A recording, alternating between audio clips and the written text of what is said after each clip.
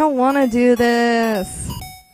Okay, here are some Hello Kitty games. There are dozens of craptacular Hello Kitty games to choose from across all consoles and with tons of different genres to choose from, and they're all terrible. I just chose a couple that I came across in my vast collection of random ROMs. Hey, there's no shame doing my thing, playing these games, alright? We'll just get right into it. The first one I played was Hello Kitty World on the Famicom. As I was playing, I thought to myself, wow, this reminds me a lot of that game Balloon Fight for the NES. Turns out that Hello Kitty World, which came out in 1991, is a clone of the game Balloon Kid that was released on the Game Boy a year earlier. Balloon Kid was the sequel to Balloon Fight, so it all makes sense.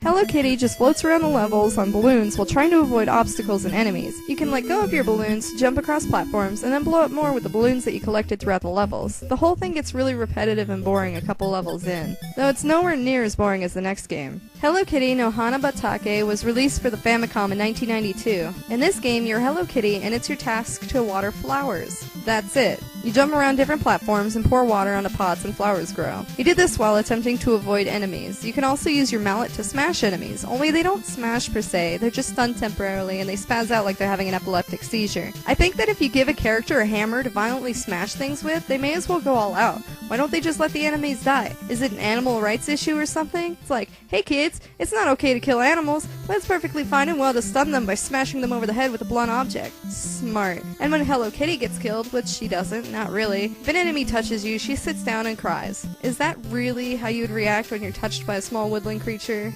Really? Do you know how ridiculous that would actually be?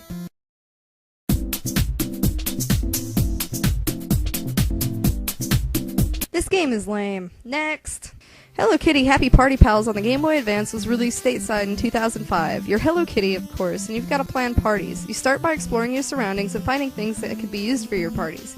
You find decorations, music, you have to make cakes. You can also make invitations to send to your party pals. I would have just drawn a bunch of dicks here, but the controls are too messed up even for that. You have to hold down the B button and press down to choose from the selection of colors and writing utensils. Why can't I just select them manually like in Mario Paint? That would have been so much easier. Also, the controls in this section only seem to work about half the time. Maybe they didn't actually expect people to use it as much, since you could just go outside and talk to people like a normal person.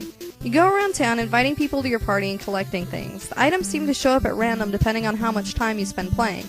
Or maybe they show up when you get items from another location. Either way, they don't tell you that. They also don't tell you what items you can and can't interact with. You just have to walk up to and investigate everything. It's not a problem. The movement in this game is smooth enough at the very least. Interacting with some items will take you to mini-games. I think these are just time fillers though, since it seems that the majority of them are there for no particular reason. After you've got all of your items and played all your fun little half-assed mini-games, then it's time to throw your party. You talk to people and give them cake and entertainment. They have a happy meter that lets you know how happy they are with you and your party. They should be happy they got invited at all, superficial yuppie scum. They judge you based on the amounts of attention and gifts that you give to them at your party. I don't know about you, but at the parties I go to, everyone brings something for each other, and if they don't bring something, they at least contribute in one way or another. These asshats just stand around like you owe them something, and after you've given out all of your gifts and talked them to death, you just have to wait out the timer. Time is stale, and you can't wait for your so-called party to be over. And when the self-serving shitfest is finally over, they give you a percentage score telling you how bomb or how lame your party was. And if you're not cool enough, they will prevent you from having another party. Ever.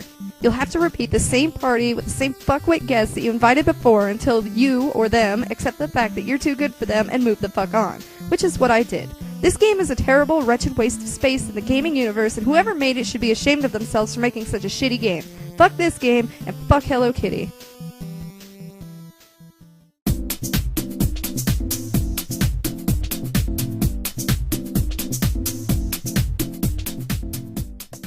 What you know about Batsmaru?